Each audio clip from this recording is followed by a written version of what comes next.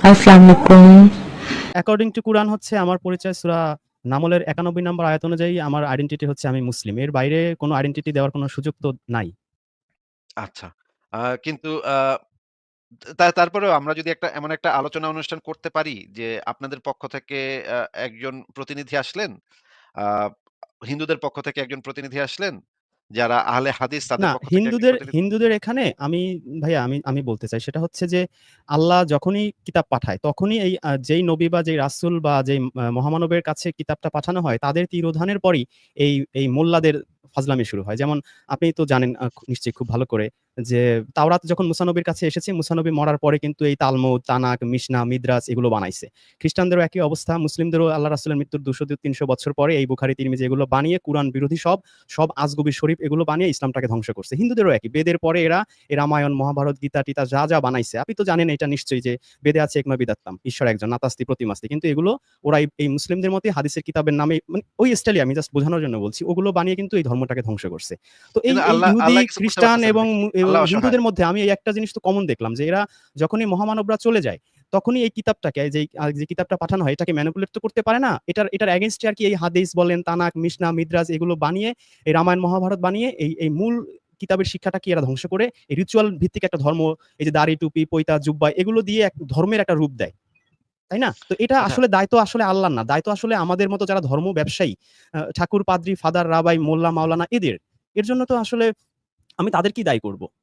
আচ্ছা, মানে আল্লাহ অসহায়। মানে আল্লাহর কেতাবটাকে ওরা মানে না, আল্লাহ দুষ্ট আল্লাহ লোকেরা। অসহায় না। আল্লাহ তো আর ঠেকা পড়ে নাই যে আপনাকে আমাকে সবাইকে জান্নাতে নিতে হবে। আল্লাহর তো ঠেকা পড়ে নাই। ঠেকা তো আমার। আমাকে সত্য কিন্তু খুঁজতে কোরআনের হবে। ভিতরে তো আমি দেখি যে আল্লাহ পাকে ২ লাইন পর নিজের প্রশংসায় পঞ্চমুখ হচ্ছে, এটা করছে, সেটা করছে। সারাক্ষণ নিজের প্রশংসাই করছে। আমি বড়, আমি শক্তিশালী, না, আমি এইটা, আল্লাহ আমি সেটা। একই সাথে এটাও বলছে, লা ইকরাহা ফিদ্দিন। কোন জবরদস্তি নাই। তুমি না, না, ওইটা আসলে তো আসবা ভিন্ন না আসলে বিষয়। নাই। কিন্তু আল্লাহ তো আবার এমনও বলে নাই যে আত্মপ্রশংসাকারী। না, আল্লাহ তো এমনও বলে নাই আত্মপ্রশংসাকারী, তাই না? নিজের না, প্রশংসায় এখন সারাক্ষণ সে নিজে পঞ্চমুখ এখন থাকে, তাই ভাইয়া না? আমি সাধারণ মানুষ। আমিও মানুষকে ২ টা উপকার করলে ১০ দিন বলে বেড়াই। তাই না? ১০০ বার খোঁটা দেই। দেই না? সেখানে আল্লাহ সারা জাহান সৃষ্টি করে মানুষ সবকিছু সৃষ্টি করে তো ২ টা ক্রেডিট নিতেই পারে। মানে এই মানে ক্রেডিট আল্লাহ নেয়াটা তো সারাক্ষণ আর ক্রেডিট নিতে চায়। সারাক্ষণ সারাক্ষণ না। ক্রেডিট আপনি নিতে চায়। নিজেই বললেন মনে যে করেন ২-৩ টা আচ্ছা, জায়গায় আমি দেখেছি। রিজওয়ান ভাই মনে করেন আপনার বাবা যদি একই চরিত্রের হইতো, আ যে সারাক্ষণ সে চাইতো যে আপনি তার করেন। যে, আমার বাবা সবচেয়ে বড়, আমার বাবা সবচেয়ে বড়। দিনের ভিতরে ৫ বার আপনার বাবা চায় যদি আপনার কাছে যে আপনি ৫ বার গিয়ে বাবারে তেল মালিশ করবেন। আমার বাবা সবচেয়ে বড়, আমার বাবা সবচেয়ে ভালো, আমার বাবা সবচেয়ে সেরা। আ এই জিনিসটা আপনি যদি করতেন, তাহলে আপনার বাবা কি খেপতো না? না, আমার মনে হয় যে আমরা একটু মিস ইন্টারপ্রেট করতেছি। আল্লাহ কখনোই কুরআনে বলে নাই যে, "আমার প্রশংসা করলে আমি তোমাকে জান্নাত, স্বর্গ বা বেহেশত দিব।" অ্যাকর্ডিং টু কুরআন আমি বেদের কথা বলছি না বা তাওরাতের কথা বলছি না। আল্লাহ বলছে যারা ঈমান আনবে সে সূরা বাকারার ৬২ আয়াত আপনি জানেন। ঈমান আনলেও তুমি জান্নাতে যাবে এমন গ্যারান্টি দেয় না। ইহুদি হোক, খ্রিস্টান হোক, সাবি হোক, যেই হোক না কেন। তোমাকে ঈমান আনার পরে ফার্স্ট কাজ হচ্ছে তোমার কর্মটাকে সংশোধন করতে হবে। আমলকে সলেহা করতে হবে। তাহলে আল্লাহ বলছে তোমার কোনো ভয় নেই, কোনো দুশ্চিন্তা নেই। সুতরাং এই যে আল্লাহ আমি সারাদিন তসবিহ টিপলে আমাকে জান্নাত দেবে, আমি এট লিস্ট কুরআনে এমন কিছু খুঁজে পাই নাই। তাছাড়া ঈমান আনলেই মুসলিম হইলেই ওই যে মোল্লারা বলে যে লা ইলাহা ইল্লাল্লাহ যে একবার বলেছে তার জন্য জান্নাত কনফার্ম। আমি এরকম কিছু কুরআনে খুঁজে পাইনি। এটা মোল্লাদের বানানো। কুরআনে আছে যে তোমার ঈমান আনার পরে ফার্স্ট কাজ হচ্ছে তোমার কর্মকে সংশোধন করবা। খারাপ কাজ মানুষের উপর জুলুম, সুদ, ঘুষ যত হাবি-জাবি মানুষের উপর অন্যায় অত্যাচার আছে এটাকে সংশোধন করে ভালো মানুষের মতো মানুষ হও। আচ্ছা, আমি এটা পাইছি। এটা আপনি পেয়েছেন। ঠিক আমি আছে, এটা রেফারেন্স নিয়ে দিয়েছি। আমি রেফারেন্স দিয়েছি তো বাকারার ৬২ পড়ে দেখেন আপনি সূরা মায়দার ৬৯ আয়াত পড়ে দেখেন সেম কথা। আমি ঠিক বানিয়ে আছে। মোটেই আমরা বলছি না। আম আমরা আমরা ওই বিষয়টা আলাদা রাখি। আমি কোরআন থেকে আপনাকে দেখাইতে পারবো আসলে। মানে আল্লাহ কি পরিমাণে আত্মপ্রশংসাকারী এবং কি পরিমাণে সে না, আমিও তো তোষামোদমুখী। কুরআন থেকেই দেখালাম না ভাইয়া? না, আমি দেখাইতে পারবো। এখন আমি সেই বিতর্কে যাচ্ছি না। যদি আমি বিতর্কে যাই বা আলোচনা করতে যাই, তখন আমি আপনাকে একটা করে বের করে দেখাতে পারবো। সেটাতে আমি আপাতত যাচ্ছি না। আমি আপনাকে যে জিনিসটা বলতে চাচ্ছি সেটা হচ্ছে যে, আপনাদের পক্ষ থেকে একজন যদি আসতেন, শিয়াদের পক্ষ থেকে যদি একজন আসতেন, হিন্দুদের পক্ষ থেকে, বৌদ্ধদের পক্ষ থেকে সবাই এবং নাস্তিকদের পক্ষ থেকে, সংশয়বাদীদের পক্ষ থেকে একজন। এইভাবে সবাই মিলে যদি আমরা একটা আ জায়গাতে বসে একটা বিষয়ের ডিসিশন নিতে পারতাম যে, আমরা যত বিতর্কই করি না কেন, অনলাইনে যত বিতর্কই করি না কেন, কিন্তু আমরা একটা বিষয়ে একমত হইতে হবে যে আমরা একজন আরেকজনের উপরে কখনো কোনো শারীরিক আক্রমণ করব না। এই বিষয়টা যদি আমরা সবাইকে দিয়ে আ যারা আহলে না হাদিস আছে, এইটা যারা এইটা সালাফি এইটা হচ্ছে হিন্দু, বৌদ্ধ, খ্রিস্টান সবাই মানবে। কিন্তু এই মোল্লার গোষ্ঠী মানবে না। এটা আপনি খুব আমি ভালো সেটাই করেই চাই। জানেন। আমি সেটাই চাই যে তারা মানবে না মানে তো। দর্শকরা যেন দেখে যে তারা তো শুধুমাত্র কুরআন মানে কারা না। তারা তো কুরআন মানে না। তারা তো ওই যে মানব রচিত ওই যে এগুলো মানে। ওগুলো ওই যে কি বলে আজগুবি শরীফ মানে। কুরআন মানলে তো তারা এরকম বলত না। কুরআনে বলছে যে যার ইচ্ছা হয় সে ঈমান আনবে, যার ইচ্ছা হয় ঈমান আনবে না। নবীকে বলছে তুমি কি জোর জবরদস্তি করবে নাকি? সূরা ইউনূসের ৯৯ নম্বর আয়াতে আল্লাহ বলছে যে আল্লাহ ইচ্ছে করলে সবাই ঈমান নিয়ে আসতো। কিন্তু আল্লাহ চায় না। সুতরাং তোমাকে আমি জোর জবরদস্তিকারী পাঠাই নাই। সুতরাং আল্লাহ যেখানে বলছে যে আমি চাচ্ছি না, হু আর ইউ মুহাম্মদ? মুহাম্মদকে থ্রেট করতেছে। তো সেখানে মোল্লারা কেন ইসলাম ছেড়ে দিলে তাকে মারতে হবে এটা কোন আয়াতে পাইছে? আমি আয়াত খুঁজিয়ে আচ্ছা, দেখাচ্ছি। আপনি একটা ঠিক আছে সূরার একটা আয়াত দেখান। ওইটা এরা নিয়ে আমরা দেখায় আলোচনা না। করব। ওইটা নিয়ে আমরা এরা কেন আলোচনা করব। দেখায় না? আমি কোরআনে কি সেটাই আছে না, বুঝি না না। আছে? কোরআনে কি আছে না, না আছে? কোরআনেও আছে। কোরআনেও আপনি আমি বলেন, আপনাকে আমি আপনি আপনাকে বলেন। যখন আমি আলোচনা সংশোধন করব হই। আমার জানা মতে নাই। যখন আলোচনা করব তখন আমরা আপনি বের যদি করব। আমাকে আচ্ছা, দেখান আমি এই মুহূর্তে আমি আমি আমি আমার স্ট্যান্ড কথা আমি উইথড্র করে নিয়ে যাব। সেটা আমরা পরে একসময় আলোচনা করব। আপনাকে যেটা বলতে চাচ্ছি সেটা হচ্ছে যে আমরা যদি সবাই একসাথে বসে এই বিষয়ে একটা ডিসিশন নেই, তখন আমি দেখতে চাই এবং দর্শকদেরকেও দেখাতে চাই জিনিসটা যে কারা এই কথাতে রাজি হয় আর কারা এই কথাতে রাজি হয় না। এবং যারা রাজি হয় না তারা তো তাহলে চিহ্নিত হয়ে যাবে দর্শকদের কাছে যে তারা হচ্ছে একমাত্র গোষ্ঠী যারা বিতর্ক চায় না, তারা মানুষের কল্লা চায়, মানুষকে জবাই করতে চায়। বিতর্কের ধার তারা ধারে না, যুক্তির তারা ধারে না। এই জিনিসটা আমি জনগণকে, আমাদের দর্শকদেরকে দেখাতে চাই যে আপনারা আহলে কোরআনরাও যদি আমরা একসাথে এক চায়ের টেবিলে বসে আলাপ করতে পারি, বিতর্ক করতে পারি। হিন্দুরাও এসে বিতর্ক করতে পারে, বৌদ্ধরাও করতে পারে। খালি একটা গোষ্ঠী আছে যেই গোষ্ঠীটা আমাদের সাথে যদি কখনো দেখা হয় তাইলে আমাদের কল্লা আর অবশিষ্ট থাকবে না। এই সেই গোষ্ঠীটা কারা? গোষ্ঠীটার নাম আপনি কি দেবেন? সেই গোষ্ঠীটার নাম কি আমরা দেই মমিন, হ্যাঁ? চুনাহাগা মমিন বলি তাদেরকে আমরা। তো সেই গোষ্ঠী যাই হোক, আপনার মতে কি কার মতে কি সেটা ভিন্ন বিষয়। কিন্তু আমি শুধুমাত্র এই জিনিসটা দেখাতে চাই। তাহলে রিজওয়ান ভাই আপনাকে আমি এই জিনিসটার একটা আ আগাম ইনভাইটেশন জানিয়ে রাখলাম যে আমরা যদি এই আলোচনাটার মানে আয়োজন করতে পারি তাহলে আপনাকেও সেটার পক্ষ থেকে আপনাদের পক্ষ থেকে আপনি রিপ্রেজেন্টেটিভ হবেন। আ না আমাদের অবশ্যই, অবশ্যই। আপনি এত চমৎকার একটা উদ্যোগ নিচ্ছেন। তাছাড়া আমি তো ১ম এই বলছি যে আপনাকে আমি খুবই ভালোবাসি। মানে একবার মন থেকেই ভালোবাসি। আপনার বিনয়, আপনার ভদ্রতা, আপনার ইন্টেলিজেন্স এভরিথিং আমাকে মুগ্ধ করে। আপনি একটা ভালো উদ্যোগ নিচ্ছেন। সেটাতে অবশ্যই আমি যদি নিজেকে আমি রাখতে পারি সেটা তো আমার কাছে অবশ্যই ভালো লাগবে। ঠিক আছে। আর যদি আপনি আ বা আহলে মানে আপনাদের যে স্ট্যান্ড পয়েন্ট সেটা নিয়ে আলোচনা করতে চান কখনো, তাহলে একটা স্পেসিফিক বিষয় নির্ধারণ করেন যে কোন বিষয়টা নিয়ে আপনি আলোচনা করতে চান। তারপরে না আমাকে পাঠিয়ে দিন। আমি সকালে আপনার একটা ভিডিও দেখেছিলাম আরকি Facebook এ। আপনি ওই যে একজন আসছিল। তো তাকে আপনি বলছিলেন যে সূরা হাশরের ৭ নাম্বার আয়াতে যে নবীকেও মানতে হবে। কিন্তু আমি ওই আয়াতটা পড়ছি আরকি। আপনি বলার আপনার ওই ভিডিওটা দেখার পরে কিন্তু ওইখানে কিন্তু ওই নবীকে মানতে হবে বা হাদিস মানতে হবে এরকম কিছু আমি ওই আয়াতটাতে খুঁজে পাই নাই। এজন্য আমার ভিতর কনফিউশন হলো যে আসিফ ভাই তো খুব ইন্টেলিজেন্ট মানুষ। তিনি কি আসলে হুট করে বলে ফেলল না আসলে ভুলে বের হয়ে গেল সূরা হাশরের ৭ নাম্বার আয়াত যে নবীকেও মানতে হবে। এটা নবীকে আসলে আমার মানতে কাছে হবে এ একটু বিষয়ে তো আ আ বেশ কয়েকটা আ আ না হাশরের ৭ আয়াত নাম্বারে আছে। আছে কিনা? হাশরের ৭ নাম্বারে এরকম আছে কিনা? হ্যাঁ, হাসরের ৭ নম্বরেও আছে। দাঁড়ান। না, ওইখানে এরকম কিছু নাই। আপনি স্ক্রিনে আরেকটা এনে দেখতে পারেন বা দেখাতে পারেন দর্শকদের। আমি এরকম কিছু খুঁজে পাই নাই। অথবা হয়তো আমার চোখ এড়িয়ে গেছে এমনও হইতে পারে। অথবা হয়তো আমি বুঝি নাই। আচ্ছা আমি বের করতেছি। ওই জিনিসটা আমি একটু বের করি তাহলে।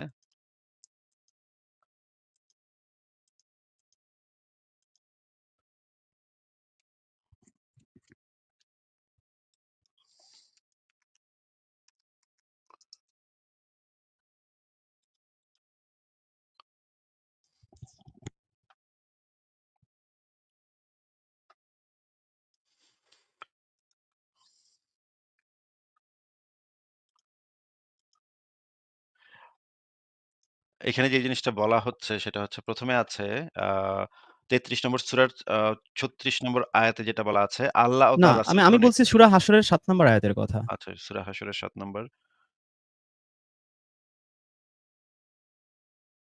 এইটা কি সূরা হাশরের ৭ নম্বর আয়াত? জি, জি, জি।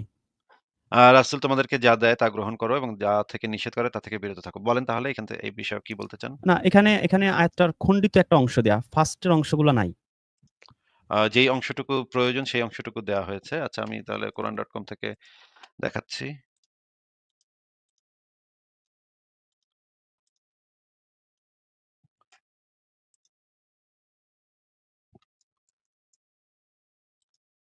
হ্যাঁ, বলেন তাহলে।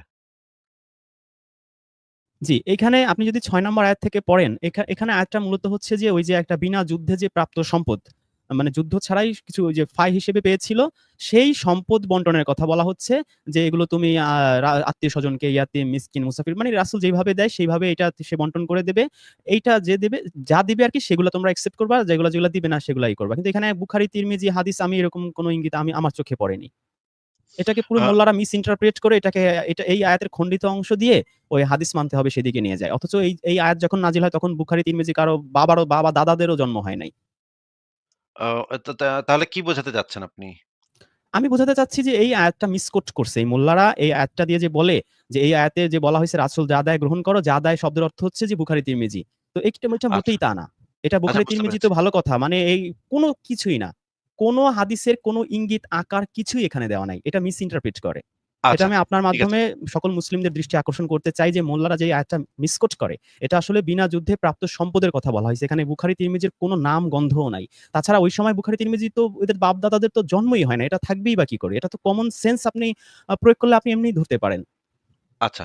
ঠিক আছে এই জিনিসটা আপনার এই মানে যুক্তিটা আমি অ্যাকসেপ্ট করলাম। কিন্তু কোরআনে কিন্তু শুধুমাত্র এই একটা আয়াত দিয়েই এই রেফারেন্সটা নাই। এই জিনিসটা কিন্তু এই একটা রেফারেন্সের উপরে নির্ভরশীল না। এটা কিন্তু বেশ কয়েকটা এটা একটা রেফারেন্স। এটা যেটা হচ্ছে গিয়ে মুসলিমরা দেয়। মুসলিমরা এই মুসলিমদের অনেকগুলা আকীদা গ্রন্থে আমি এই জিনিসটা পেয়েছি যে এই রেফারেন্সটা তারা ব্যবহার করে।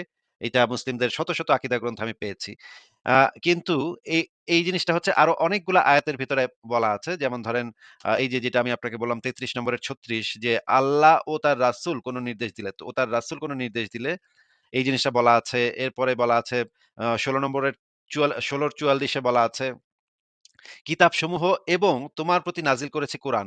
আ এব অ্যা যেন তুমি প্রেরণ করেছিলাম স্পষ্ট নিদর্শন ও গ্রন্থসহ স্পষ্ট প্রমাণাদি ও এখানে একটা গ্রন্থাবলী, এখানে একটা প্লুরাল নাম্বার ব্যবহার করা হয়েছে। এই জিনিসটা আপনারা যদিও আমি জানি যে আপনারা কি এটার ব্যাখ্যা করবেন। এটা আপনারা ব্যাখ্যা করবেন তাওরাত, এটা ইনজিল এটা এটা কি ১৬৪ আপনি কি একটু প্লিজ একটু আরবিটা নিয়ে আসবেন? আচ্ছা ঠিক আছে।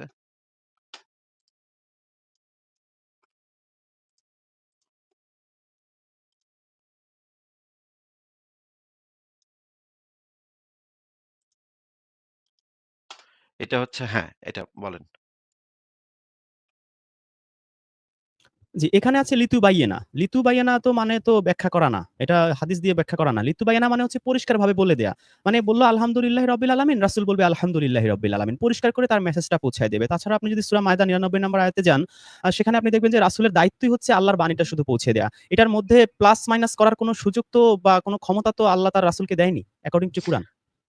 আচ্ছা। এখানে কিন্তু তো এখানে তো আমি রিজওয়ান বুখারী ভাই তিরমিজির কোনো ইঙ্গিত পেলাম না। এখানে কি বুখারী তিরমিজির কথা বলা আছে যে রাসূল এই লিতুবাইয়েনা করবে বুখারী বা তিরমিজি দিয়ে? এরকম কোনো কথা কি রিজওয়ান এখানে ভাই আছে? এখন আপনার সাথে এটা নিয়ে আলোচনা করতে গেলেই আমার যেই স্ট্যান্ড পয়েন্টটা নিতে হবে, সেটা হচ্ছে আহলে হাদিসের স্ট্যান্ড পয়েন্টটা নিতে হবে। কিন্তু আপনার সাথে আমি আহলে হাদিসের স্ট্যান্ড পয়েন্টটা নিয়ে আপনার সাথে তর্কটা কেন করব? এই না, না আপনি জিনিসটাই আসলে বলেন। আমি বুঝতে এখানে কি পারছি না। আসলে আল্লাহ বলছে আমার কথাটা তুমি লিতু বায়ান, আপনি আরবিটা তো আপনি নিজেই দেখলেন। লিতু বায়ানা আছে। মানে বায়ান তো যে আমরা বাংলায়ও প্রচলিত যে বয়ান করে। তুমি এটা পরিষ্কার করে বয়ান করে দিবে আমার এই কথাটা। সেটা বলা। কিন্তু এখানে কি বলা আছে যে তুমি আমার এই কথাটা এই বুখারী তিরমিজি দিয়ে তুমি এক্সপ্লেইন করবে? এরকম কথা কি আ আপনি দেখতে এ পাচ্ছেন? আমি তো দেখতে রিজওয়ান ভাই, পাচ্ছি না। আপনি দেখতে রিজওয়ান ভাই পেলে আমি প্লিজ আপনাকে বলেন। যেটা বললাম যে আপনার যে যুক্তি সেটার বিপক্ষে যদি আমার কিছু বলতে হয় তাহলে আমার আসলে আহলে হাদিসের স্ট্যান্ড বলেন, পয়েন্টটা বলেন। হোল্ড করে ইউ আর ওয়েলকাম। কিন্তু আমি তো ইউ আহলে আর হাদিসের অলওয়েজ ব্যক্তি না। ওয়েলকাম। আমি তো আহলে হাদিসের ব্যক্তি না যে আমি আপনার সাথে আহলে না আপনি হাদিস হয়ে বললেও আপনার আমি সাথে মাইন্ড তর্ক করব না। করব। আপনি যুক্তি দিতে পারেন আহলে হাদিসের।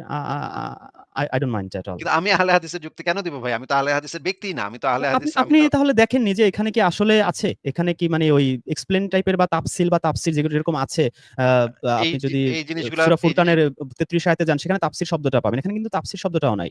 এই জিনিসে যাওয়ার আগে আমাদের বেসিকটা আচ্ছা নিয়ে এর আলোচনা আগে করে আপনি ওই নিতে যে হবে। সূরা আহজাবের একটা আয়াত দেখাইছিলেন সেটা দেখাতে পারেন। সেটা এর চেয়ে একটু স্ট্রং মনে হয়। না, না আপনার সাথে এগুলা নিয়ে আলোচনা করতে গেলে বেসিক থেকে শুরু করতে হবে। একদম ফান্ডামেন্টাল জিনিস থেকে শুরু করতে হবে। কোরআন থেকে শুরু করতে হবে। কোরআনটা না যে আমি আপনি আমি পেয়েছেন দেখেছিলাম যে আপনি কালকে সেইখানে আপনি এই সূরা আহজাবটা দেখাইছিলেন। কিন্তু সেটাও আমি নিজেও আমিও কনফিউজড হয়ে গেছি। ওখানে কি আসলেই রাসূল এই হাদিস-টাদিস বলবে এরকম কিছু কি ওখানে আসলে বলা আছে? সেই সূরা আহজাবের কত আয়াত যেন? ৩০ না ৩৩ আয়াত। এইখানে রিজওয়ান ভাই এখানে বিষয় হচ্ছে যে আপনি কোরআন পড়ে কি বুঝতেছেন সেটা ইসলামের দৃষ্টিতে কোনো রেফারেন্স হিসেবে অ্যাকসেপ্টেড না।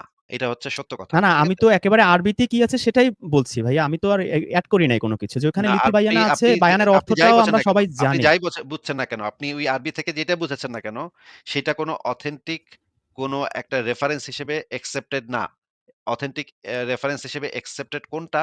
যেইটা নবী মোহাম্মদ বলেছে, তার সাহাবীরা লিখেছে, তার তাবে-তাবেঈনরা সেই জিনিসগুলা লিখিত রেখে গেছে, সেগুলা হচ্ছে ইসলামে তো একমাত্র সেই বইটার নাম অ্যাকসেপ্টেড। বলেন, সাহাবীরা লিখছে সেই বইটার নামটা আমাকে বলেন। সাহাবীরা অনেকগুলা বই লিখেছে। সাহাবীদের নামটা ভিতরে যে বলেন। আবু হুরায়রার যে একজন ছাত্র ছিল, যে সে একটা হাদিস গ্রন্থ লিখেছে এবং তো পরবর্তী আল্লাহ কি সময়ে যখন আমাদেরকে ইমাম বলছে কোরআনে কোথাও যে আবু হুরায়রা লিখবে এইটার সময় তোমরা সেটা মেনে চলবা? আমি তাহলে আল্লাহর সেটাকে কেন মেনে বলতে হবে চলবো সেটা? কেন? আল্লাহর কেন সেটা বলতে হবে কেন? আল্লাহর কেন বলতে হবে? কারণ আল্লাহ তো বলছে যে কুরআন ছাড়া তোমরা আর কি বিশ্বাস করবা? আর কোন হাদিসে বিশ্বাস করতে পারবা না। যেটা ওই যে ভাই ৪৫ এর ৬ আছে স্ট্রেইট কথা। তাহলে আমি কেন নবীর ইহুদি কথা বিশ্বাস খ্রিস্টানদের মতো সেই তাওরাত চলে যাওয়ার পরে আমি তালমুদ তানাক মিদ্রাস বানাবো? কেন আমি নবীর নবী কথা মুহাম্মদ রাসূলুল্লাহ চলে যাওয়ার পরে আমি বুখারী তিরমিজি বানাবো? হোয়াই? আমি কেন নবীর কথা একইভাবে ইহুদিদের মতো নষ্ট হব? আমার আচ্ছা, যুক্তিটা কি? নবীর কথা বিশ্বাস করা যাবে না? নবীকে যে না নবীর উপর যে ২৩ নবী বছর আর ধরে আল্লাহর সাথে তো একটু পার্থক্য করা শেষ যাবে না। করতে দেন ভাই, শেষ নবী আর করতে আল্লাহর দেন সাথে ভাই। যদি পার্থক্য করি আমি কাফের হয়ে যাব না? আচ্ছা, শেষ করতে দেন ভাই। নবী যে ২৩ বছর ধরে নবীর উপরে যে কোরআনটা নাজিল হয়েছে, ২৩ বছর ধরেই তো নাজিল হয়েছে, তাই না? রিজওয়ান মাহমুদ খান ভাই, ২৩ বছর ধরে নবীর উপরে কোরআনটা নাজিল হয়েছে না? না, অ্যাকুরেট টাইমটা আসলে কোরআনে দেয়া নাই। আমি এজন্য আপনাকে অ্যাকুরেটলি বলতে পারছি না। আচ্ছা, কোরআনটা কার উপরে নাজিল হয়েছে বলেন যদি একটু? হ্যাঁ, নবী মুহাম্মদ রাসূলুল্লাহর উপরে নাজিল হইছে। সেই লোকটার জন্ম কত সালে, মৃত্যু কত সালে? মানে ওইটা মানে নবী এটা কোরআনে মোহাম্মদ নামে নাই তো তো হাজার, আমি হাজার লোক কি থাকতে করে পারে। জানবো? হ্যাঁ, থাকতে পারে। তাইলে আপনি যে কোরআনটা বিশ্বাস করেন এটা পেলেন কোথা থেকে? কার কাছ থেকে পেয়েছেন? আমি আমি কি আপনার কি ধারণা আমি টাইম মেশিনে ১৪০০ বছর আগে গিয়ে সেই নবী না, মুহাম্মদের কাছ না, থেকে নিয়ে আসছি? আমি তো সেটা বলি নাই আপনাকে। তাহলে আপনি যে এটাকে তাহলে? বিশ্বাস করতেছেন, আপনি কার কোরআনে বিশ্বাস করতেছেন? এটা কারণ কে লিখছে? কুরআন কোথা আমাকে থেকে পেয়েছেন চ্যালেঞ্জ আপনি? করছে সূরা নিসার ৮২ আয়াতে। আরে ভাই যেটা কোরআনের আমি কি যে পাঠাইছি। এরকম তো হাজার, হাজার বই থাকতে পারে যেখানে বিভিন্ন জনকে বিভিন্ন ধরনের চ্যালেঞ্জ দেওয়া হয়েছে। সেই আপনি না এখন আপনাকে একেবারে সেই জিজ্ঞেস ওই যে করেছি, সেই জিজ্ঞেস ট্রিপিক্যাল করেছি। মোল্লাদের মতো করে লজিক দিচ্ছেন। রিজওয়ান মাহমুদ আমি খান ভাই, আপনার কাছ থেকে আপনাকে আমি এটা জিজ্ঞেস অ্যাকসেপ্ট করেছি, করি নাই। যে আমার প্রশ্নটা ভালো করে শোনেন। জিজ্ঞেস করেছি কোরআনটা আপনি পেলেন কার থেকে? কোথা থেকে? কে এই বইটাকে লিখেছে? কে কম্পাইল করেছে? কোন প্রকাশনীতে ১ম এই জিনিসটা পাওয়া গেল? এই জিনিসগুলো একটু বলেন। আমি যেটা ১ম পেয়েছি সম্ভবত সেটা মদিনা পাবলিকেশনস এর থেকে পেয়েছি আরকি। মানে প্রাইমারি সোর্সটা কি? মানুষ সেই জিনিসটা কোথা থেকে প্রাইমারি পেয়েছে? সোর্স হচ্ছে অ না ওইটাই মদিনা পাবলিকেশনস। ওদের ছাপা আরকি কুরআনটা। প্রাইমারি সোর্সটা এই মদিনা পাবলিকেশনস না যে এখন কোরআনটা আপনি পেল, যদি বলেন আমি তাহলে সেই মদিনা পাবলিকেশনস এ এই যে গিয়ে উনাদের এখন জিজ্ঞেস করতে পারি যে উনারা কোথা থেকে পেয়েছে। যে কাজটা করছেন এইটা আমি যেখান হচ্ছে থেকে পেয়েছি আমি তো আপনার সেটা যে বলব ভাইয়া। অসততা, আপনার যে স্ট্যান্ড এর যে অসততা আচ্ছা আমি সেই এখন কি জিনিসটা বলব এখন আমি প্রকাশ আমি করছে। ১৪০০ বছর আগে গিয়ে এই নবীর কাছ থেকে পেয়েছি এটা বললে এই আপনি বইটা খুশি হবেন? মনে করেন গীতাঞ্জলি বইটা আমি কোথা থেকে পেয়েছি? আমাকে যদি কেউ জিজ্ঞেস করে আমি তো খুব পরিষ্কারভাবে বলতে পারব যে গীতাঞ্জলি বইটা লিখেছেন রবীন্দ্রনাথ ঠাকুর। উনি লেখার পরে ও সেই আচ্ছা, আচ্ছা। জিনিসটা এইটার উত্তর আমার কাছে আছে। একটু কথাটা এইটা শেষ করতে দেন ভাই, কথাটা শেষ করতে দেন। আচ্ছা। কথাটা শেষ করতে দেন। গীতাঞ্জলি কবিতার ভেতরে অনেকগুলা কবিতা আছে। সেই কবিতাটা হয়তো রবীন্দ্রনাথ ঠাকুর অনেকদিন ধরে লিখেছেন, অনেক সময় ধরে লিখেছেন। অনেকদিন ধরে লেখার পরে তিনি কয়েকটা কবিতা একত্রিত করার পরে সেটাকে পাবলিকেশনস এ পাঠিয়েছেন একটা ছাপাখানায়।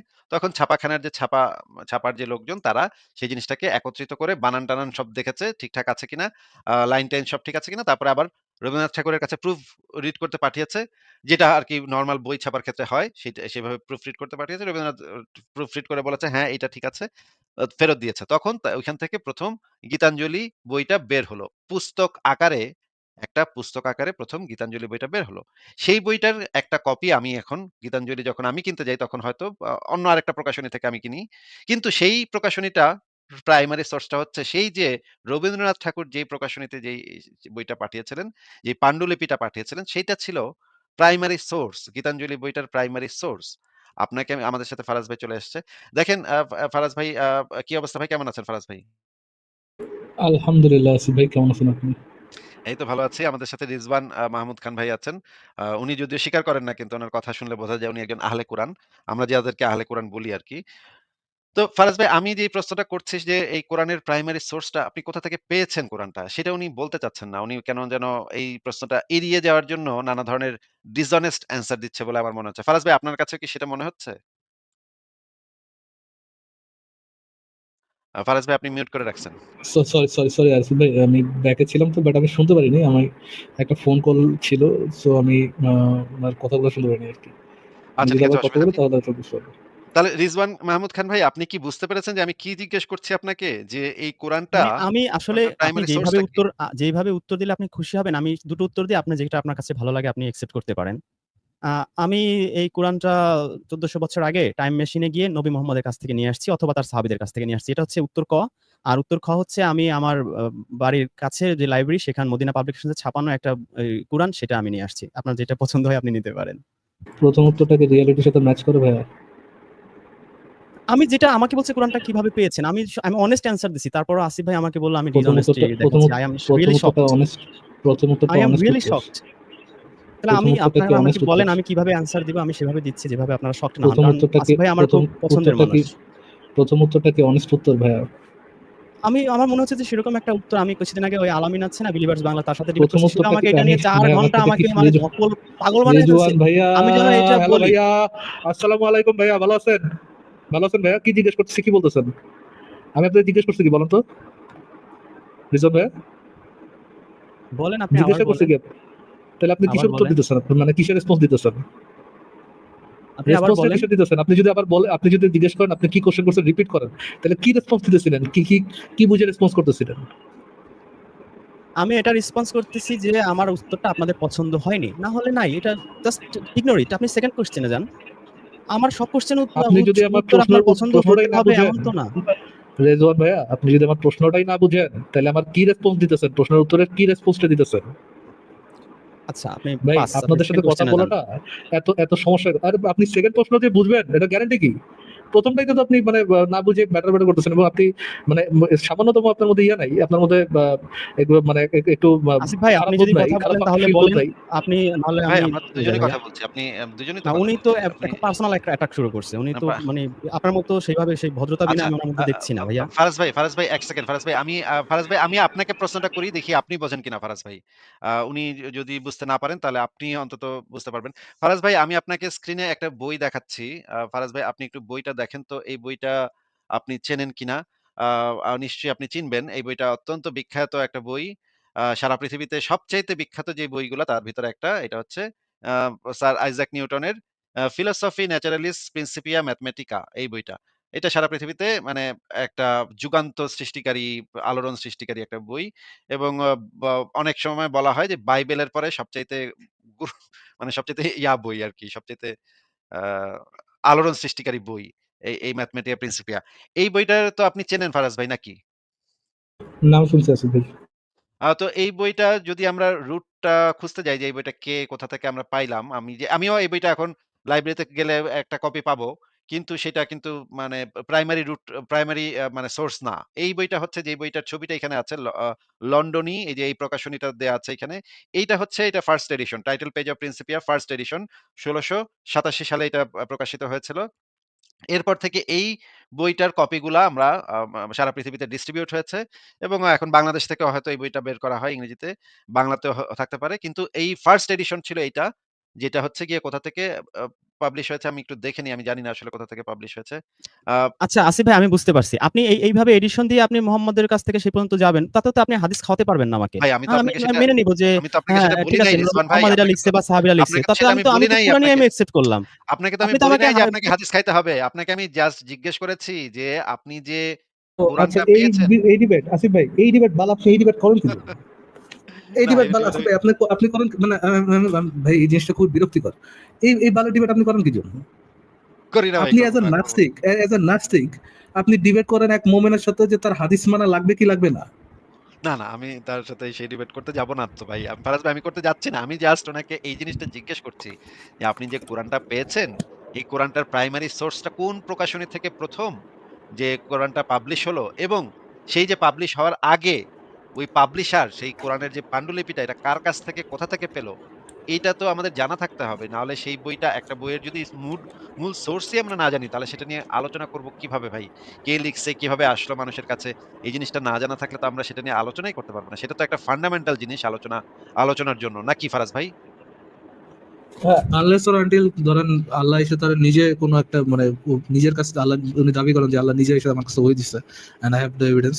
তাহলে তো মানে তার সোর্সে যেতেই হয় যে কোথা থেকে জানলো এটা, যে এটা আল্লাহর প্রেরিত বই, কিভাবে জানলো সেটা? এটা তো আপনি জিজ্ঞেস করতেই পারেন। এটা তো একটা রিজনেবল কোশ্চেন। হ্যাঁ, ঠিক আছে রিজওয়ান ভাই আপনি কি এই যে প্রশ্নের উত্তর যদি দিতে অপারগ হন তাহলে আপনি বলে দেন যে ভাই এই প্রশ্নের উত্তর আমি দিব না তাইলে তো হইল। রিজওয়ান ভাই আপনি কি আপনার কথা শোনা যাচ্ছে না? আমি তো ইভেনচুয়ালি কুরআন মানতেছি। প্রবলেম কি? আপনাকে জিজ্ঞেস করিনি যে আপনি কোরআন মানতেছেন কি মানতেছেন না। এটা আমার প্রশ্ন না ভাই।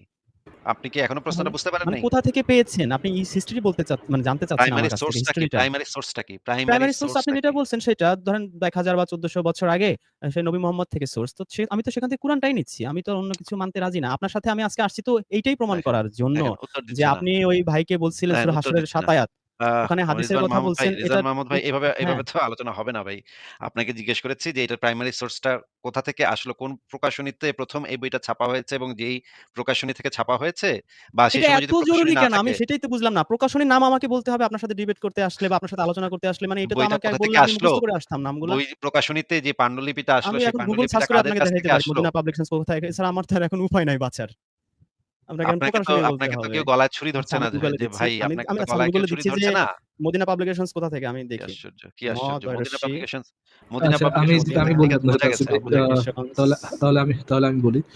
ভাই আমি জানি না এটা কোন সোর্স থেকে আসছে। মদিনা আমি পাবলিকেশনস এক্সাক্টলি জানি না ভাই কোন কি সোর্স থেকে লাগবে আসছে উত্তর কিন্তু আপনার মদিনা পাবলিকেশন কোথা থেকে আচ্ছা এটা রিজওয়ান পেয়েছে? ভাই আপনার আর উত্তর দিতে হবে না। ঠিক আছে, আপনার আর উত্তর দিতে হবে না। Thank you. আপনি উত্তর যথেষ্ট দিয়েছেন। খুব ভালো উত্তর দিয়েছেন। আপনার উত্তরে আমি সন্তুষ্ট। ফারাজ ভাই উত্তর দেন তো ভাই। এই বইটা কোথা থেকে আসলো? ভাই আমি জানি না বাট আমার মোল্লা মুর্শিদা বলছে ভাই যে এটা কোরআন হাদিস থেকে আপনার ইয়ে থেকে আসছে সাহাবাদের মোহাম্মদ মরে যাওয়ার পরে সাহাবারা এটা একত্রিত করছে এবং ওই মোল্লা মুর্শিদের ইয়ে অনুযায়ী দাবি অনুযায়ী অনেক আয়াত টায়াত হচ্ছে ভাই মানে আপনি তো এগুলো ইয়ে মোল্লাদের হয়ে সেই যাচ্ছে। মুখস্থ কাহিনী সেই আলিপেলার মতো বলে যাচ্ছেন। আর ভাই এটা তো উত্তরটা কি আমি ফারাজ ভাইয়ের দিচ্ছি কথা নাকি বলতেছে। আপনি আপনার দিচ্ছেন? আমার উত্তর তো আপনি আমি তো দিব, উত্তর আমার আপনি দেন। তো উত্তর কি আপনি নাসিব ভাই, দিবেন আপনি তো নাকি? মনে হচ্ছে আরেক আহলে হাদিস এজেন্ট হয়ে আসছেন এখানে। আরে ভাই এগুলো এটা তো তো আমরা জানি আপনার রে উত্তর ভাই। তো আপনি দেন নাই। আপনার এই আপনার গল্প উত্তর তো আপনি কাহিনী তো দেন আমরা নাই। জানি। মোল্লাদের বানানো গল্প কাহিনী। এগুলো তো আমরা জানি। কোরআনে আচ্ছা এনিহাউ কি একটা যেটা অবস্থা ভাই। বলতেছিলাম লোয়ার টিয়ার গরু গাদা গুঞ্জিতে দৌড় আছে এনিহাউ আজি ভাই মানে আমি যতদূর জানি মোল্লা মুর্শিদের থেকে যে গল্প কাহিনী শোনা যায় সেই গল্প কাহিনী অনুযায়ী যে এটা হচ্ছে মোহাম্মদ মরে যাওয়ার পর কোন এক সাহাবা আহ, আম, এটা কালেক্ট করতে হচ্ছে কারণ কোন একটা সাহাবা এটা কালেক্ট করছে কজ অনেক যারা কোরআনের ইয়ে ছিলেন কারি ছিলেন বা কোরআন মুখস্থ রাখতেন যে হাফেজ যারা যারা ছিলেন তারা হচ্ছে মারা যাচ্ছিলেন এবং একটা হাত না এত কোরআন আয়াত হারা ফারাজ ভাই যাওয়ার এত কথা সংকটে পড়ে গেছিল এই জন্য তারা আর কি ফারাজ ভাই তারা নিজের নিজের মানে ফারাজ সংকটে ভাই ১ পড়ছে সেকেন্ড হ্যাঁ। থামেন। ফারাজ ভাই এত কথা আমি আপনার কাছ থেকে জানতে চাচ্ছি না ফারাজ ভাই। আমি জানতে চাচ্ছি যে আপনি ৪,৫০০ ধর্মের ভিতরে এই বইটাই কেন আপনি পড়তে গেলেন? আর বই কেন পড়তে গেলেন না? ভাই ফোর ফাদার্সরা ইসে বিশ্বাস করতো ইসলামে বিশ্বাস করতো মনে তারা তারা কনভিন্স ছিল যে এটা আল্লাহ বিল্লাহ থেকে আসছে এই জন্য আমিও ধরে নিচ্ছি এটা আল্লাহ বিল্লাহ থেকে আসছে এই জন্য ও, এইটাকেই ইয়া হিসাবে পড়ছে। ও আচ্ছা। তার মানে আপনার যে ভাই পূর্বপুরুষ মাই তারা answer can be right or wrong but আমার এর অ্যান্সার দেন আমার অ্যান্সারটা কি আপনার কোশ্চেনকে অ্যাড্রেস করতেছে কিনা? অ্যাড্রেস করতেছে। ইয়েস, কোয়েশ্চেনকে অ্যাড্রেস করতেছে 100% কিন্তু আপনার অ্যান্সারে আমি সন্তুষ্ট না হইতে পারি। আপনার অ্যান্সারটা ভুল হইতে পারে বা অযৌক্তিক হইতে পারে। কিন্তু অ্যান্সারটা যে আপনি যে একদম কোয়েশ্চেনকে অ্যাড্রেস করছেন এই বিষয়ে কোনো সন্দেহ নাই ফারাজ ভাই। তারপরে ফারাজ ভাই আমি আপনাকে যেটা জিজ্ঞেস করতে চাই যে আপনার যে পূর্বপুরুষ যে আপনাকে যে অন্ধবিশ্বাসটা আপনার ভিতরে ট্রান্সফার করছে, তারা কি আ প্রমাণ পেয়ে বিশ্বাস করছিল নাকি তারাও অন্ধবিশ্বাসী না ছিল? ভাই কি মনে হয়? আহ, আমার ফোর ফাদার্সরা এটাই বিশ্বাস করতো যে মোহাম্মদ নামের একজন নবী ছিলেন যিনি শিশুর সাথে যৌন শোষণ করেছিলেন, শিশু ধর্ষণ করেছিলেন। ওই শিশু ধর্ষক নবী বলেছে মানে যদিও তারা এটাকে শিশু ধর্ষক মনে করতো না, বাট এই শিশু ধর্ষণকারী নবী উনি যে প্রপোজালটা দিয়েছিলেন যে তাকে কোরআনটা আম, যে আল্লাহর কিতাব এটা হচ্ছে ইমানের অংশ, এটা তাকে অন্ধভাবে বিশ্বাস করতে হবে। সে আল্লাহর নবী, এটাও ইমানের অংশ, এটাও তাদেরকে অন্ধভাবে বিশ্বাস করতে হবে। আল্লাহ বিল্লাহ বলে কেউ আছে, এটাও ইমানের অংশ, এটাও তাদেরকে অন্ধভাবে আচ্ছা, বিশ্বাস করতে হবে। বুঝেছি। এগুলো সবই ইমানের অংশ এবং তারা অন্ধভাবে বিশ্বাস করছে এটা এবং এটাতে অবিশ্বাস করলে তারা মনে করতো যে এতে তাদের ঈমান নষ্ট হয়ে যাবে এবং ঈমান নষ্ট হয়ে যাওয়ার কারণে তারা যদি হঠাৎ করে মারা যায় তারা জাহান্নামে যায় আজীবন পুড়তে পারে। এইজন্য তারা এটাতে কোনো ধরনের ডাউট করতো না। মোল্লা মুর্শিদরা যেমন অন্ধবিশ্বাস করতো তারাও এটাতে একইভাবে অন্ধবিশ্বাস করতো। আচ্ছা। ফারাজ ভাই এই বইটার যে কথাবার্তাগুলা যে সত্য সেটা আসিফ ভাই শুধুমাত্র again আমার কোশ্চেনটাকে আপনার আমার উত্তরটাকে অ্যাড্রেস আপনার করছে। কোশ্চেনকে অ্যাড্রেস করছে তো? অ্যাড্রেস করছে ওকে 100%। ফারাজ ভাই ৩ নাম্বার কোয়েশ্চেন হচ্ছে এই বইটার মানে ইনফরমেশন গুলা যে সত্য সেটা এই বইটাতেই লেখা আছে এইটা ছাড়া কোন নিরপেক্ষ জায়গা থেকে কি আমাদের পক্ষে ভেরিফাই করে দেখা সম্ভব যে এই বইটার ভেতরে যে জিনিসগুলো লেখা আছে শুধুমাত্র এই বইটার মানে সাক্ষ্য প্রদান ছাড়া অন্য কোন সাক্ষ্য থেকে কি আমরা এই জিনিসটা ভেরিফাই করতে পারি? ভেরিফাই করা ইসলামে অ্যালাউড না। আচ্ছা। মানে হচ্ছে গিয়ে আচ্ছা ঠিক আছে, থ্যাংক ইউ। ঠিক পারি আছে না, আপনার পারি না, আপনি পারি না ভাই, পারি না, কারণ এটা অ্যালাউডই না বা এটা সম্পর্কে কোনো ধরনের ইয়েই করা হয়নি, কোনো ধরনের ধরেন কোনো একটা দাবি কোরআনে যেগুলো কথা বলা সেটা তো বাঞ্চেস অফ আয়াত, সেই বাঞ্চেস অফ আয়াতে তো এক ধরনের ক্লেম করা হয়েছে, কিছু ক্লেম প্রাকৃতিক, কিছু ক্লেম অতি প্রাকৃতিক কোনো কিছুই তো যাচাইযোগ্য হয় নাই, যাচাই করা হয় নাই, উনি চলে এবং গেছে। প্রাকৃতিক যেগুলা সেগুলো হচ্ছে আপনার মূলত কোনো ধরনের প্রমাণ ছাড়াই যত এটা রিয়ালিটির অ্যাগেনস্টে যায় ওটাকে অন্ধবিশ্বাস করতে হচ্ছে আর কি। সো এটাতে যাচাই করলেও যে ওটার against মানে যাচাই করলেও যে ওটার নিয়ে কোনো একটা কাজ করা হয়েছে বা বলা হয়েছে যে এটা আমরা যাচাই করে দিচ্ছি ইনফরমেশনটা রং, সেটা হয়নি। হ্যাঁ, কিন্তু ফারাজ ভাই আমি আপনাকে যেটা বলতে চাচ্ছি এই যে রিজওয়ান সাহেব যিনি আমাদের লাইভে এসেছিলেন ওনাকে কিন্তু আমি শুরুতে প্রশংসাই করেছি। কারণ উনার একটা লাইভ কয়েকদিন আগে আমি অল্প খানিকক্ষণ দেখেছি। আমি দেখলাম যে উনারা এই যে আ উনারা তো অন্তত আমাদেরকে কোপাইতে চান না, তাই না? মানে উনারা হয়তো উনাদের পজিশনটা এটাই হয়তো আপনার স্ট্যান্ডার্ড আসিফ ভাই, এটাই আপনার স্ট্যান্ডার্ড, আমরা কোবাই দিয়ে দিচ্ছে না, ওকে ফাইন, ভাই এটাই এটা তো স্ট্যান্ডার্ড, অনেক বিরাট ব্যাপার ভাই। এটা তো অনেক বিরাট ব্যাপার। একটা মুসলিম এই এটাই যে আমরা কোপাইতে যাচ্ছে বুঝলাম না। বিরাট ব্যাপার, বুঝলাম বিরাট ব্যাপার, বাট ভাই এটা ইজ আপনি ইট বুঝেন না ভাই। স্ট্যান্ডার্ড? মানে সে একজন ক্যান মুসলিম ইট কিন্তু বি আমরা কোপাইতে কনসিডার্ড যাচ্ছি না। অ্যাজ এ এটা তো স্ট্যান্ডার্ড? ক্যান ইট বি অবিশ্বাস্য, কনসিডার্ড আসিফ ভাই? ক্যান ইট অবিশ্বাস্য। বি ফাইন, আমি তো ভাই, ইয়ে অনেক নিচে, থ্রেশহোল্ড অনেক নিচে, বুঝলাম, বাট এই যে কুবইতে যেতেছে না, can it be considered as a standard? আচ্ছা ঠিক আছে, আমি ওকে, আমি সেই মনে করি আমি মনে ভদ্রলোক করি ওর সাথে এই ক্ষেত্রে এটা সি সি একটা সি সি বিরাট সি স্ট্যান্ডার্ড। সে সি সি সি সি সি সে সে স্ট্যান্ডার্ডটা সে মনে করছে এভারেস্টের ভাই, পরিমাণে হাই করে দিছে। বুঝছেন? আমার বুকটা ভরে গেছে ভাই। একজন মুসলিম হয়ে সে ভাই বলতেছে এইটা ভুল কইলেন, স্ট্যান্ডার্ডটা স্ট্যান্ডার্ড ন্যারেটিভ যেটা সেটা হচ্ছে মারিয়ানা ট্রেঞ্চের থেকেও গভীর নিচে, অতল গহ্বর, হ্যাঁ, বাট ওটা মারিয়ানা ট্রেঞ্চের মানে একটু হয়তো বা উপরে আছে, কুবইতে যেতেছে। ভাইরে এটা বলতে পারেন হ্যাঁ, যে স্ট্যান্ডার্ড আপনি উপর উল্টা উল্টা একেবারে মাউন্ট এভারেস্টে চলে গেছে, এটা আবার কেমন? আমি ভাই খুশিতে মানে মনে করেন আমার তো একজন মুসলিম সে নিজেকে মুসলিম বলতেছে অথচ আমার কোপাইতে যাচ্ছে না। এটা তো আমার জন্য একটা অবিশ্বাস্য ব্যাপার ভাই। আমি তো পুরা হয়ে গেছি। মানে মানে মোমের মতো গলে গেছি। মনে করেন এটা কিভাবে সম্ভব? মানে আমি তো বোকা ভাই বোকা হয়ে এত গেছি। বুঝছেন?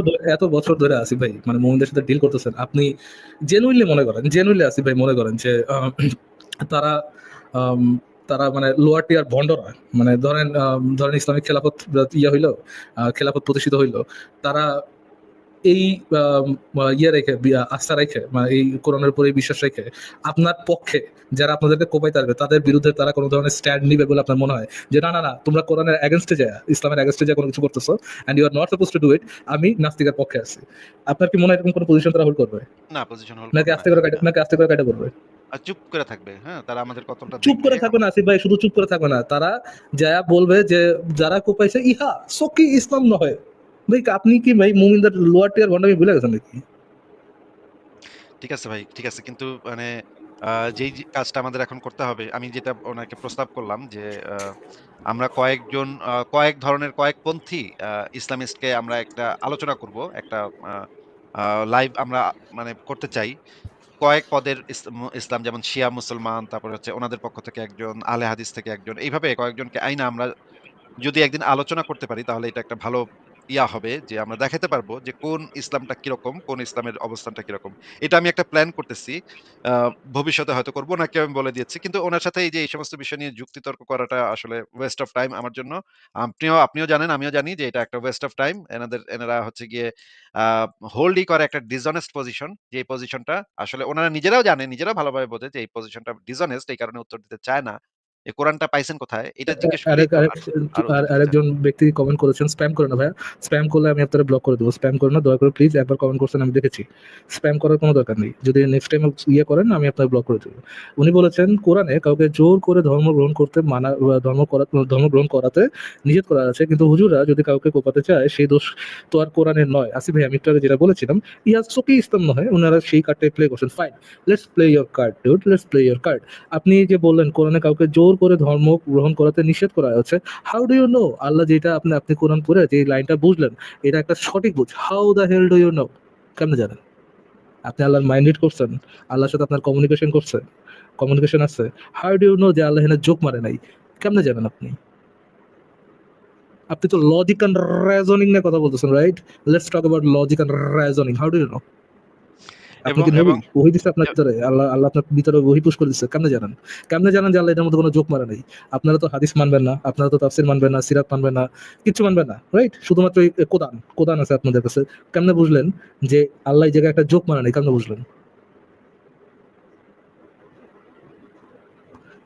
আচ্ছা, আবার আবার স্প্যাম করতেছেন দিলরুবা ভাইয়া নাম আপু, আই ডোন্ট নো। যুক্তির কাছে হেরে এখন প্রশ্ন তুলছেন কোরআন কিভাবে পেয়েছেন? আপনাদেরকে গাধা বলাটাই সঠিক। ভাইয়া, কোশ্চেন করাটা ঠিক আছে ভাই, যেহেতু তুনা আগে না বলছে সেহেতু নিশ্চয় সঠিকই বলছে। ঠিক আছে। ঠিক আছে ফারাজ ভাই, আমরা তাহলে পরের জনের কাছে চলে যাই। ওনার রেসপন্স হচ্ছে যুক্তির কাছে হেরে জিজ্ঞেস করতেছেন কোরআন কিভাবে পেয়েছেন, এটা হচ্ছে ওনার রেসপন্স। লোয়ার টিয়ার শোনা আগে একটা। কোরআনের সোর্সটা আমাদেরকে বলতে হবে তো, এবং এটা কোথা থেকে পেয়েছেন? আপনি আপনার বাপদাদার যে অন্ধবিশ্বাস সেখান থেকেই তো পেয়েছেন, এবং সেই জিনিসটাই তো আমরা একটু আগে দেখাইলাম। ফারাজ ভাইকে আমি প্রশ্ন করে আমরা দেখাইলাম যে সেটা আসলে আ অন্য কোনো আ ইসের থেকে সেই জিনিসটাকে প্রমাণ করা যায় না। এবং একই সাথে যদি কোরআনের ভিতর থেকেও যদি আপনারা আলোচনা করতে চান, তাহলে আলোচনা করতে পারেন। কিন্তু আমরা আসলে খুব বেশি ইন্টারেস্টেড না। কারণ আপনাদের না সাথে ভাই, আলোচনা এখানে করেই বা একজন একজন লিখছে যে কোরআন নাজিল হয়েছে হযরত মুহাম্মদ নিজারের উপর। আমার মনে হয় না নাজিল করছে, কোরআন বাজ করে তারপর পুরোটা বুঝা দেন। আর বললাম না, ডাইরেক্ট আল্লাহ যেমন ওই যে আল্লাহ দা ভাজাইনা ব্লোয়ার, হ্যাঁ, ওই মরিয়মের ভাজাইনাতে যে ফু দিছিল না, ওই যে হ্যাঁ। কোন জায়গায় ফু দিয়া কোরআন দিয়ে এবং আল্লাহ কোন এক পৃথিবী জায়গায় ফু এবং দিছে। মহাবিশ্বকে কিন্তু ভাঁজ করে নিজের হাতের উপরে রাখবেন। এটাও কিন্তু বলা আছে। মানে যে ভাঁজ করাটা ইসলামে খুবই মানে ভালো আছে, বা ভালোভাবে আছে। ঠিক আছে, তাইলে আমরা আলহামদুলিল্লাহ।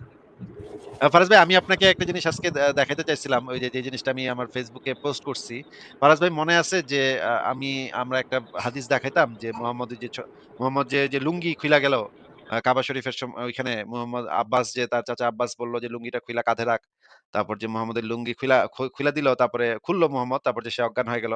হাদিসটা মনে আছে ভাই? জি ভাই, এরকম একটা হাদিস আপনি দেখিয়েছিলেন যে কাবা মেরামতের সময় আম, আহ, কম বয়সী মোহাম্মদের লুঙ্গি খুলে ঈদ যেন ক্যারি করতে পারে, ঈদ বা পাথর কোনো কিছু একটা ক্যারি যেন করতে পারে, এই জন্য দিলেন নবীর লুঙ্গিটা হ্যাচকা টান দিয়ে খুলে ফেলেছিলেন এবং ওটার মধ্যে লুঙ্গি ধরা দিয়েছিলেন, এবং লুঙ্গি খোলার ফলে নবী মোহাম্মদ ব্ল্যাক আউট হয়ে গেছিল আর কি। কিন্তু ফারাজ ভাই, এতদিন ধরে আমি যেটা জানতাম, মুশফিক মিনার আমার লাইফে এসে বইলা গেছিল। সেই সময় তো নবী ছোট ছিল, কম বয়সে ছিল। আপনি কেন এটা নিয়ে কটূক্তি করেন? তখন আমি তার কথা মাইনে নিচ্ছিলাম, বুঝছেন? আমি আর জিনিসটারে বেশি ঘাটে আমিও কি ভাবছিলাম, হ্যাঁ, আমি ঠিক। প্রিন্সেস কি বলেছিল ভাই?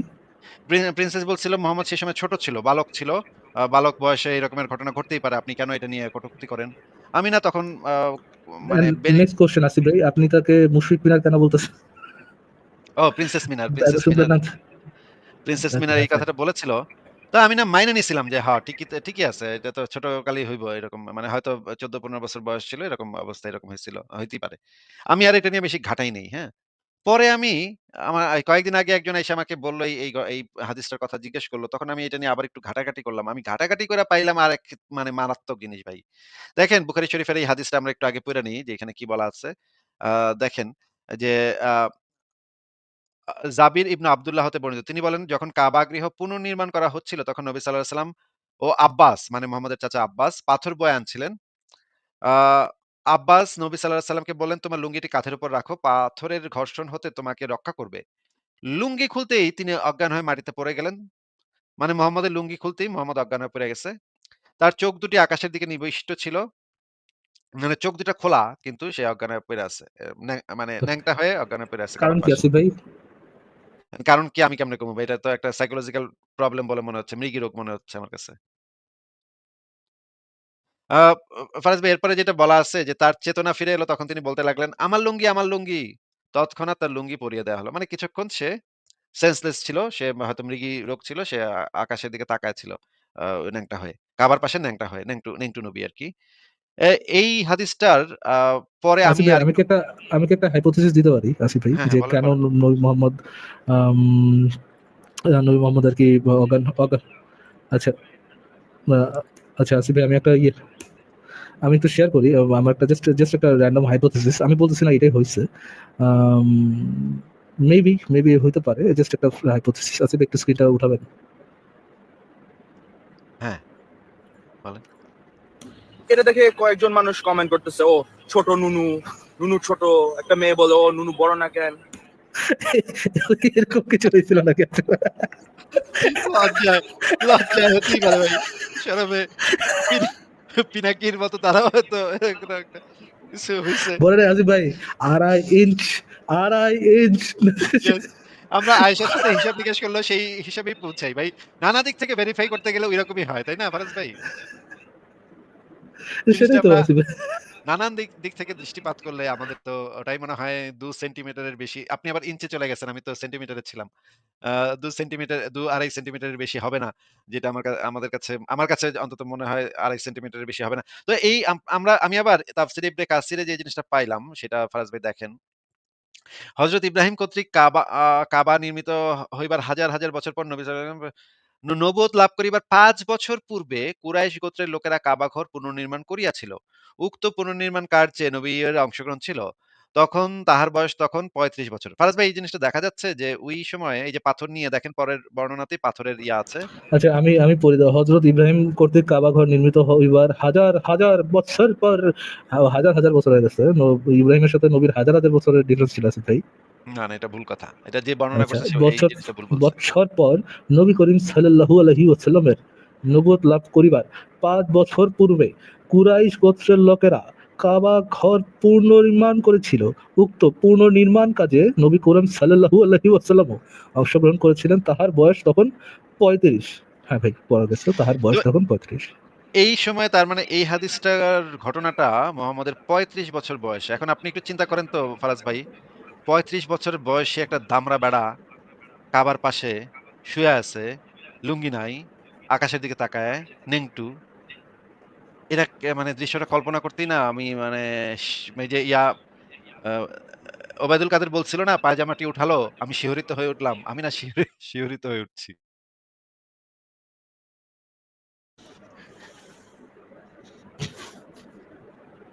কিন্তু ফারাজ ভাই সবচাইতে জরুরি প্রশ্ন হইলো যে তার মানে সে অজ্ঞান হয়ে গেল কেন?